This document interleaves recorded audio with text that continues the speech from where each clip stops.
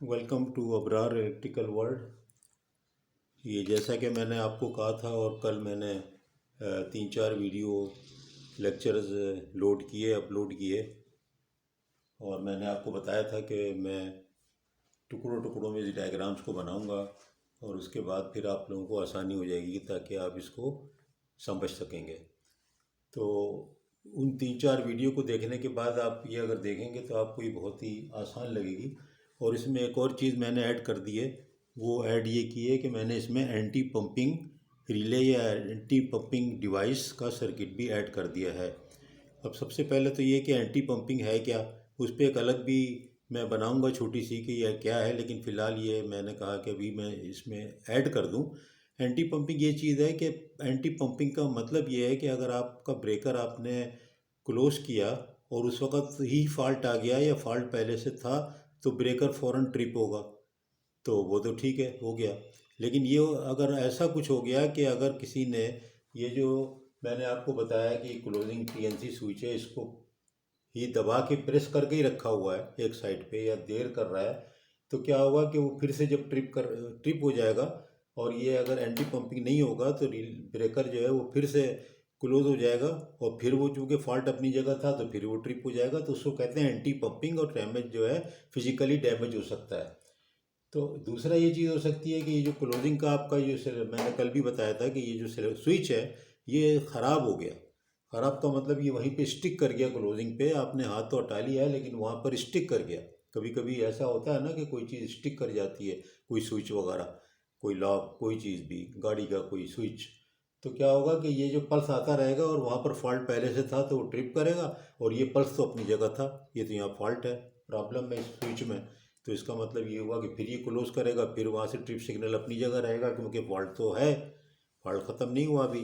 तो ये क्या होगा कि ये एक किस्म की इसमें पंपिंग हो जाएगी। पंप का मतलब close open close open close open, और ये डैमेज हो जाएगा। तो ये बहुत ख़तरनाक सिचुएशन होती है। तो इसको ख़त्म करने के लिए या इसको रोकने के लिए किस चीज़ को क्या एक करते हैं कि एक ऐसी रिले और लगा देते हैं और उसको जो कि जिसकी स्कीम सर्किट इस तरह बनाते हैं कि ये एंटी पंपिंग ना हो, यानी अगर टीएनसी स्विच जो है अपनी जगह वहाँ पर क्लोज पे अटक जाए या वहाँ पर ख़राब हो जाए या किसी और वजह से यहाँ पर आपको पॉजिटिव मिलने लगे किसी भी वजह से, तो फिर ये हंटिंग ना हो। तो ये इसका बैकग्राउंड था। अब इसमें मैंने देखें ये यार्ड में शो कर दिया कि लोकल रिमोट और टीएनसी, और ये आपके कंट्रोल पैनल सीपी में शो कर दिया। और ये ज़रूरी नहीं है कि मैंने जानबूझ के यहाँ पहले किया यहाँ बाद में पहले कर दिया यहाँ बाद में कर दिया। तो ये मैंने सिर्फ इसलिए किया है कि इसकी पोजीशन से कोई फ़र्क नहीं पड़ता। ये वायरिंग में जो पोजीशन अगर होगी तो ये कोई मसला नहीं है, ये कंट्रोल पैनल में है और ये यार्ड में जानबूझ के मैंने इस तरह कर दिया है ताकि आप लोगों को कभी आप डायग्राम देखें किसी और की और एक्चुअल डायग्राम भी देखें तो आपको लगे कि ये तो पोजीशन जो है तो ये वो नहीं है जो दिखाई गई या बताई गई। तो ये तरतीब ज़रूरी नहीं है। फिर एक चीज़ और ऐड कर दी मैंने, यहाँ देखें 86 रिले। 86 जो है ना ये मास्टर ट्रिप रिले या लॉकआउट रिले इसको कहते हैं। इसकी भी अलग से छोटी सी वीडियो बन जाएगी, लेकिन यहीं पे समझ लें इसको कि जब कोई देखें कोई ऐसी ट्रिपिंग होती है जो कि जिसमें ये लगता है कि डैमेज हो सकता है ट्रांसफार्मर, ख़ास तौर पे ट्रांसफार्मर की बात मैं करता हूँ, डैमेज हो सकता है। जैसे मिसाल के तौर पे डिफरेंशियल रिले ऑपरेट हो गई या बकोल रिले ऑपरेट हो गई या प्रेशर रिलीफ हो गई, तो आमतौर पे इसके लिए क्या करते हैं कि एक ऐसी रिले लगा देते हैं या ऐसा एक कंटेक्टर होता है ऑक्सिलरी रिले, इसको मास्टर रिले कहते हैं, कि ट्रिप सिग्नल आएगा और पहले इसको एनर्जाइज करेगा और ये जब यहाँ से कंटेक्ट इसका क्लोज हो जाएगा तो उस वक़्त फिर ये कंटेक्ट इसका नॉर्मली क्लोज होता है। जब ये रिले एनर्जाइज हो जाएगी तो उस वक़्त ये ओपन हो जाएगा और सिग्नल नहीं आएगा। तो नॉर्मली जब ये रिले पिकअप नहीं करती है 86 रिले, तो ये यहाँ से क्लोज रहता है, यानी क्लोजिंग सिग्नल आता रहता है। तो मिक्सअप ना करें 86 और 75 को। 75 को मैंने अलग से बनाया है, वहाँ लाल सर्किट इसीलिए शो किया है कि बिल्कुल अलग चीज़ है, और ये 86 रिले अलग चीज़ है। ये ट्रिपिंग सर्किट का पार्ट है और ये कंट्रोल सर्किट का पार्ट है, यानी कि ऑन ऑफ का पार्ट है। ऑफ का तो ऑन का पार्ट है। तो ये 86 रिले की बात हो गई, इसको भी आप मास्टर रिले भी कहते हैं, ट्रिप कहते हैं, और आजकल जो सर्किट दिखाए जा रहे हैं उसमें तो मैंने देखा कि ओवर करंट के साथ भी 86, जो कि सही नहीं है मेरे हिसाब से, गलत है। 86 रिले के कनेक्शन जो नॉर्मली होते हैं सही सर्किट अगर देखा जाए तो वो फिर 86 रिले को बीच में रखते हैं उसके कंटेंट को, जबकि सिग्नल आ रहा हो बकोल से, डिफरेंशियल से, डाइवर्टर स्विच से, जहाँ पे डैमेज का चांस बहुत ज़्यादा होता है, तो कोई ट्राई ना कर ले। तो ये सेल्फ रीसेटिंग भी नहीं होती, मैनुअल रीसेट करते हैं। लेकिन अब कई जगह मैं देख रहा हूँ कि इस तरह ओवर करंट और अर्थ फॉल्ट जो मामूली बात है, ओवरलोड, उस पर तो डैमेज नहीं होती चीज़ें आमतौर पे, तो उसमें भी लगाते हैं, जो कि प्रैक्टिस सही नहीं है। और ये अपना फैसला आप खुद कर सकते हैं। मैं सिर्फ आपको ये बता रहा हूँ कि ये मैंने जो देखा है कि लगा देते हैं, कम इल्मी है ये कोई आप नहीं समझे कि वो सही हो रहा है। लेकिन क्योंकि आपको पता ही नहीं चल रहा फिर कि यार ये ख़तरनाक किस्म का फॉल्ट आ गया, ये नॉर्मल सी बात है, ओवरलोड पर टिप होना कौन सी खास बात है, उससे कोई डैमेज तो नहीं हो रहा। तो इसलिए ट्रांजिएंट फॉल्ट इस तरह की चीज़ों पे 86 नहीं होनी चाहिए, लेकिन मैंने देखा लगी हुई है। Again coming back to our closing circuit, अब यहाँ से आपने इसको ऑन इसलिए है कि ये 86 रिले जो है ये सेट है। तो जब ये सेट है यानी कि ये ऑफ पोजीशन में है, तो ये कंटेक्ट क्लोज है, नॉर्मली क्लोज कंटेक्ट ले लिया। और यहाँ से ये डीसी आ गई, आपने लोकल यहाँ लोकल पे रखा या क्लोज रखा, तो अभी लोकल से ऑन होगा। लोकल मतलब क्या, यार्ड में जो क्यूबिकल लगा हुआ है। फिर मैंने यहाँ देखे ये इस रिले का 75 का कंटेक्ट यहाँ लगा दिया। एसएफ का प्रेशर ओके होगा तो ये ऑन होगा, फिर स्प्रिंग अगर चार्ज होगी तो ये ऑन होगा। और यहाँ नॉर्मली क्लोज कंटेक्ट 52 का लगा दिया, यानी जब ब्रेकर जो है 52 वो ऑफ है तो ये ना कंटेक्ट क्लोज है। नॉर्मल का मतलब कल मैं बता चुका हूँ अलग वीडियो में कि नॉर्मल का मतलब ये होता है कि ऑफ पोजीशन है और वो उसको नॉर्मली ओपन या नॉर्मली क्लोज कहते हैं। यानी ये वाला कंटेक्ट जो है ना ये क्लोज होगा, जबकि देखें ओपन है। तो ये यहाँ पर लेकर के ये लगा दिया। कल मैंने एक वायरिंग में इसको कनेक्ट करके भी दिखाया था कि देखें इस तरह से ये बीच में ले लिया। यहाँ पे मैंने नहीं किया क्योंकि असल में सर्किट इस तरह देखेंगे आप, जब सीमेंस की या किसी भी एबीबी की जी की टैंक देखेंगे तो ये इस तरह से होगा। और दूसरे एंड पे नेगेटिव मैंने आपको बताया 220 वोल्ट नेगेटिव भी दे दिया जाता है। तो ये इस तरह से ये सर्किट कंप्लीट हो गया। और ये रिले जो है ये सोलेनोइड क्लोजिंग कॉइल को बिजली मिली और इसने मैकेनिकली पुश करके इसको ऑन कर दिया। एक बात और बताता चलूँ मैं आपको कि ये जो सर्किट जहाँ पर के 3 फेस की एक ही रॉड होती है, तो वहाँ पर ये एक सर्किट पूरा इस तरह से होता है। और अगर 245 kV और अबव जाएंगे तो फिर 3 पोलों के अलग अलग ऑपरेटिंग मैकेनिज्म होते हैं, आपस में रॉड से ये नहीं होते। तो 3 ट्रिप कॉयल होंगे, 3 क्लोजिंग कॉयल होंगे, और वो अलग अलग ऐसे 3 सर्किट आपको ड्राइंग में दिखाई देंगे। यानी रेड का अलग, येलो का अलग, ब्लू का अलग, उस तरह डेजिग्नेशन भी उसके ऊपर लिखा हुआ होगा ABC या रेड येलो ब्लू। तो उससे कंफ्यूज मत हो कि ये तो एक है। वो अगर आपके 3 दिखाए हुए हैं, 3 एक किस्म के, तो मतलब ये है कि ऑपरेटिंग रॉड कॉमन नहीं है, बल्कि वो इस तरह से होगा कि साथ साथ एक साथ तीनों को पल जाएगा, अलग अलग सर्किट होंगे तीनों के। तो ये इसका थोड़ा सा मफहूम है। अब एंटी पंपिंग पे देखते हैं कि एंटी पंपिंग क्या है। अब फ़र्ज़ कीजिए कि यहाँ से ये मैंने आपको बताया क्लोज है, और ये जैसे ही यहाँ से हमने क्लोज किया तो ये देखें ये पल्स प्लस इसको भी गया, ये स्प्रिंग स्विच है यही वाला। और यहाँ 75 का नॉर्मली ओपन कंटेंट लगाया हुआ है, और यहाँ पर ये ब्रेकर का भी 52 का भी नॉर्मली ओपन लगाया है। जैसी पल्स गया ब्रेकर ऑन हुआ तो ये तो स्प्रिंग स्विच है ये तो है ही, और ये 52 भी ऑन हुआ, और ये 75 जो थी एनर्जाइज हो गई। देखिए नेगेटिव मिल रहा है, 75 एनर्जाइज हो गई।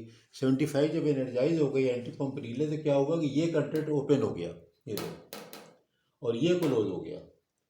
ये नॉर्मली ओपन जो था, जब ये ऑन होगी तो ये क्लोज हो जाएगा, और ये नॉर्मली क्लोज है, ये ओपन हो जाएगा। फिर सुन लें, 75 को पल्स गया और 75 जो थी यहाँ से ऑन हो गई।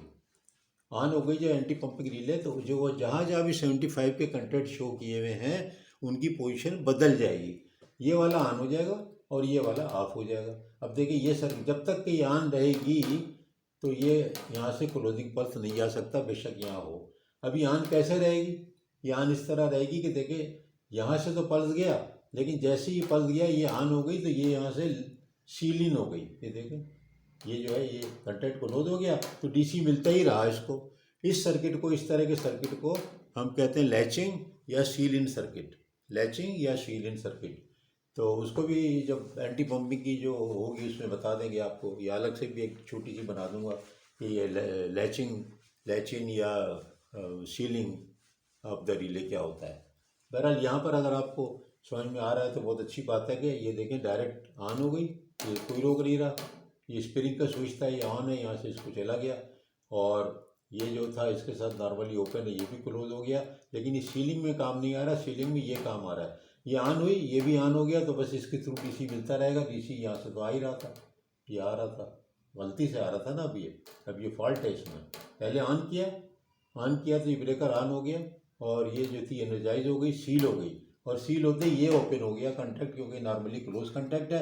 जब एंटी पंपिंग 75 जो है वो एनर्जाइज हो जाएगी तो ये ओपन हो जाएगा। इसका मतलब ही यहाँ से पॉजिटिव आगे ट्रैवल कर ही नहीं सकता, बेशक गैस भी सही हो, स्प्रिंग भी फुल्ली चार्ज हो, और ये जो है ये ब्रेकर का कंटैक्ट यहाँ पे नॉर्मली क्लोज लगाया हुआ है। अगर ये क्लोज हो गया तो ये ओपन हो गया। ये एडिशनल एक और लॉक लगा हुआ है यहाँ पे, ये एडिशनल लॉक लगा हुआ है। लेकिन सिर्फ इस पर रिलाई इसलिए नहीं करते हैं कि ना कभी अगर इस नागजली कंटैक्ट में ये छोटी छोटी चीज़ें होती हैं, यहाँ पर कोई मॉइस्चर आ जाए, कोई वेट हो जाए, कोई डस्ट वगैरह की वजह से कंडक्टिंग हो जाए, तो ये कंटैक्ट क्लोज भी हो सकता है। अपेरेंटली लगेगा क्लोज नहीं है, लेकिन ये क्लोज हो सकता है, किसी वेट है या कोई और वजह से, जो डस्ट है, डस्ट पे फिर नमी है बहुत ज़्यादा, तो ये एक किस्म का कहने को तो ओपन हो गया, लेकिन ओपन नहीं हुआ, बल्कि सिग्नल आगे डीसी ट्रेवल कर रहा है। तो ये जो यहाँ पर है, ये एक अजाफी इसको चीज़ दे रहा है। कभी कभी आप ऐसे भी देखेंगे कि नेगेटिव साइड पे भी ब्रेकर के कंटैक्ट होते हैं, वो भी एडिशनल समझो एक किस्म का और प्रोटेक्शन है कि दो कंटैक्ट डाल दें, इधर भी डाल दें, इधर भी डाल दें, उठा के एनसी का, दोनों तरफ से डीसी नहीं आएगी जब नॉर्म ऐसे कंटेंट उसमें डाल देंगे। तो आप इसलिए बता रहा हूँ, कोई डायग्राम देखेंगे तो इधर भी आपको ये कंटेंट मिलेगा। इसका मतलब कुछ नहीं है सिवाय इसके कि वो निगेटिव को भी उसी तरह इंटरलॉक कर दिया है ब्रेकर के कंटेंट के साथ। ब्रेकर का क्या नंबर है, 52 मैंने डाला हुआ है। 86 जो है डिवाइस नंबर IEEE का इसका, और 75 ये एंटी पंपिंग का नंबर है। तो कोई भी आप डायग्राम देखेंगे किसी भी कंपनी की, तो ये नंबर आपको मिलेंगे। नंबर में साथ साथ डालता जा रहा हूँ और बताता जा रहा हूँ। तो ये जो है क्लोजिंग सर्किट तकरीबन अब समझ लें कि ये कंप्लीट हो गया, even with the anti pumping relay. Anti pumping का मतलब फिर एक दफ़ा मैं समराइज़ कर दूं कि एंटी पंपिंग का मतलब ये है कि किसी वजह से पॉजिटिव आता रहे, ये स्विच ख़राब हो जाए यहाँ पर ब्रेकर में, यहाँ से क्लोजिंग पल्स आता रहे, तो ये, और वहाँ से फॉल्ट भी हो, तो ये बार बार ट्रिप होगा, क्लोज होगा, ट्रिप होगा, क्लोज होगा, क्योंकि गलत यहाँ से डीसी आ रहा है शॉर्ट सर्किट होने से वायरिंग में, आपके वायरिंग में। तो ये रिले यहाँ से ब्लॉक कर देती है, डीसी आगे नहीं जाता। इसको कहते हैं एंटी पंपिंग। ये एंटी पंपिंग ताकि ब्रेकर फिजिकली डैमेज ना हो। तो उम्मीद है आपको पसंद आई होगी वीडियो। मैं कोशिश तो कर रहा हूँ बहुत, लेकिन ज़रूरी नहीं है कि एक दफ़ा में समझ में आए। मुझे भी कौन सा एक दफ़ा में समझ में आ गया था। तो जो हकीकत बात है मैं आपको बताता हूँ कि ये टाइम लेती है चीज़ें, ये बहुत पढ़ना पड़ता है, बहुत ड्राइंग को बार बार समझना पड़ता है, और अगर फील्ड में भी काम किया हो फिर तो बहुत अच्छा हो जाता है, कोई मसला नहीं होता है। तो कोशिश ये करें कि आप बार बार देखें, और फिर जो असल ड्राइंग है उसका अगर आपको अवेलेबल है आपके ऑफिस में, फील्ड में, तो उसको भी जा कर के देखें, लेके उसकी पिक्चर उतार के, और भी दूसरों के लेक्चर देखें। कोई ज़रूरी नहीं है कि मेरे ही लेक्चर को आप देखें। और अगर कोई आपको कहीं पर लगे कि कुछ इसमें एरर हो गया है तो वो भी ज़रा प्लीज़ बता दें, कोई मसला नहीं है। तो बहरहाल टाइम लगता है, ये समझ लें आप कि ये इंशाल्लाह एक दफ़े में सारा नहीं समझ में आने वाला है, ये बहुत मेहनत चाहता है। अल्लाह।